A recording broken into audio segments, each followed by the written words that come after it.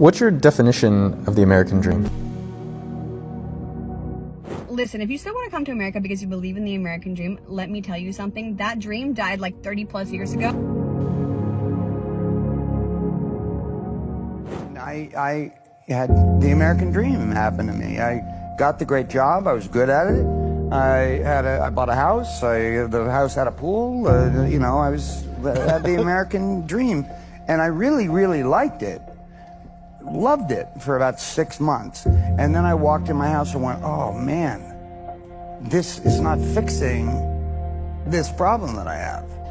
It doesn't solve the problem.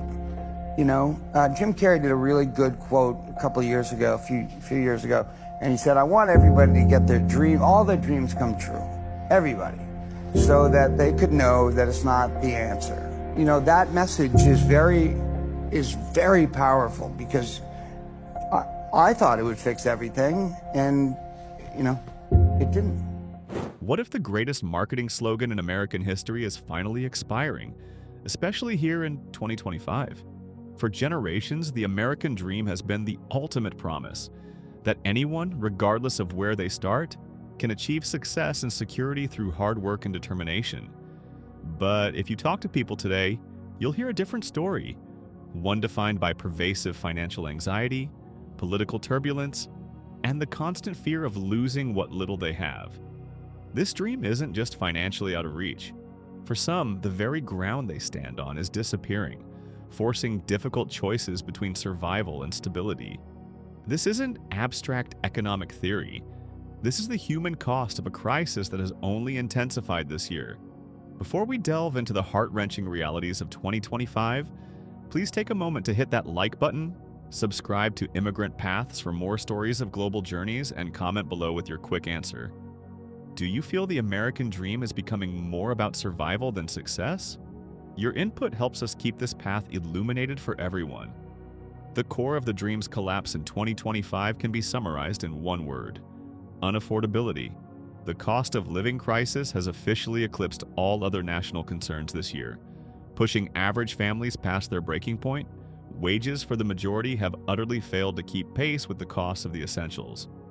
That dream died like 30 plus years ago, and now we're living in a dream that involves paying $10 for a dozen of shitty fucking eggs, paying $2,000 a month for an apartment in the ghetto that's about 700 square feet and it has no walls. And then if you want to go to university here, you're looking at around $100,000 for a 4-year education. That's on the low end. But in those 4 years, you might get shot because everyone seems to want to shoot each other for some ungodly reason. Then you're going to graduate thinking, oh, I graduated, I have a degree now, I'm going to get a good job. Your good job is going to pay you about $40,000 starting off, maybe, and then they're going to say you're going to work 40 hours a week, when in reality you're going to be working about 50 plus hours a week, because they're going to guilt trip you in by saying, we're a family, we're a team, we help each other.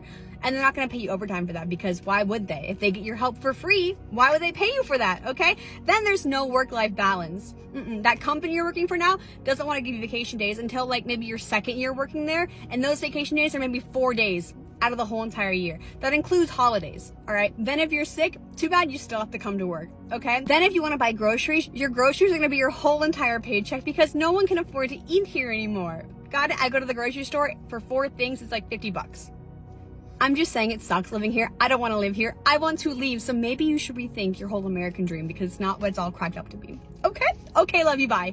The most visible and perhaps most tragic evidence of this economic breakdown is the rise of the working homeless. People who have full-time jobs but simply cannot afford housing. This isn't the stereotypical image of homelessness. These are seniors, families, and middle-class workers who have been forced out of the rental market by skyrocketing prices and insufficient affordable housing options. They are the faces behind the staggering growth of vehicle homelessness in 2025. Imagine finishing a full shift, putting in an honest day's work only to return to your beat-up sedan or RV in a Walmart parking lot because that is your family's only shelter. This is the new, heartbreaking reality for millions of Americans, turning van life from a romantic ideal into a desperate survival strategy. These are the teachers, the nurses' aides, and the retail managers who have seen the dream of a stable home turn into the nightmare of a home on wheels, constantly facing the threat of being towed or told to move along, I am homeless living here in my car because rent has gone through the roof, often being more than $1,800 per month. And like a lot of people, I can't afford that. So I live here in my car and I do work full time, often 50 to 60 hours every single week. And I still can't afford a place to live. And it's not cheap living in a car. A lot of people think that it's cheap to live in a car. There's still a lot of expenses, and some of your expenses actually go up. Some Americans prefer their cars because they feel in control. In a car, nobody can suddenly raise the rent or evict them. They can move from place to place, stay near work, or relocate if the police patrols become too strict. For others, it's privacy. Even though the space is small, it's theirs. No roommates, no landlords, no inspections, and no fear of debt collectors at the door. In cities like Phoenix and Austin, entire communities have formed in parking lots. Families cook on small stoves outside their trunks. Workers hide their bags behind tinted windows. Many say they'd rather endure these conditions than fall into loans they can never repay. They see housing prices rising faster than their wages, and car living feels like the only option left. Meanwhile, companies selling used vans, RVs, and even old school buses are reporting huge demand. Some people convert their vehicles into tiny homes with mattresses, curtains, generators, and portable fans. What was once a temporary solution has now become a long-term lifestyle for thousands. One woman in Colorado sleeps in a Honda Civic every night after her shift. She says she chose the car to avoid working 3 jobs just to pay for rent. Another man in Georgia says he lives in his truck because he wants to save money for his child's future rather than handing everything to landlords. Many stories sound like this: Americans trying to survive, trying to save, trying to avoid drowning in bills. The roads have become both shelter and struggle. Some cities allow overnight parking quietly, others chase car dwellers away. But the numbers keep growing and more people join each month. They say they aren't lazy and they aren't homeless in the way people imagine. They are working Americans who simply cannot afford a roof.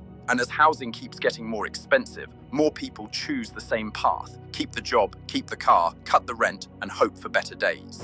And the pressure isn't just pushing people out of their homes or out of their communities, it's pushing Americans right out of the country. The number of U.S. citizens moving abroad has seen a visible surge in 2025. The new American dream is to leave. And I'm not just talking about living abroad and earning American dollars and taking advantage of the exchange rates. I'm just talking about living a life of dignity at this point. I mean, where else in the world is anyone paying this much for healthcare? Where else in the world is anyone eating wheat they can't digest and is wrecking their gut? Where else in the world do you live to work, not just work to live? Look, moving abroad isn't for everybody. I'm not forcing my ideas on anybody. But if you're someone like me who thinks that, you know what, I'd like to try living somewhere else, well, then yeah.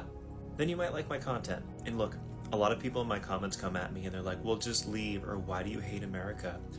I've never once bashed America, okay? I just ask questions and I say, hey, I've been somewhere else in the world where they do it this way. That might be a little bit better than the way we do it here. And if asking questions is wrong, well, I guess I am living in the wrong country. Nowhere is a utopia. Life can be a struggle everywhere. But it's at least worth trying and giving it a shot than just staying in the same place your entire life and never knowing. The question of whether the American dream is still valid in 2025 is no longer about philosophical ideals. It is about verifiable hardship. It is dead in its traditional post-war sense, buried under the weight of unaffordable housing, crippling healthcare costs, and the systematic erosion of social mobility. The dream that remains is a drastically reduced one. A dream of basic financial security and personal safety. A goal that now requires extraordinary sacrifice. It is no longer a guaranteed outcome of hard work, but a difficult prize won through redefining success, embracing frugality, and, for a growing number of people, leaving the country altogether.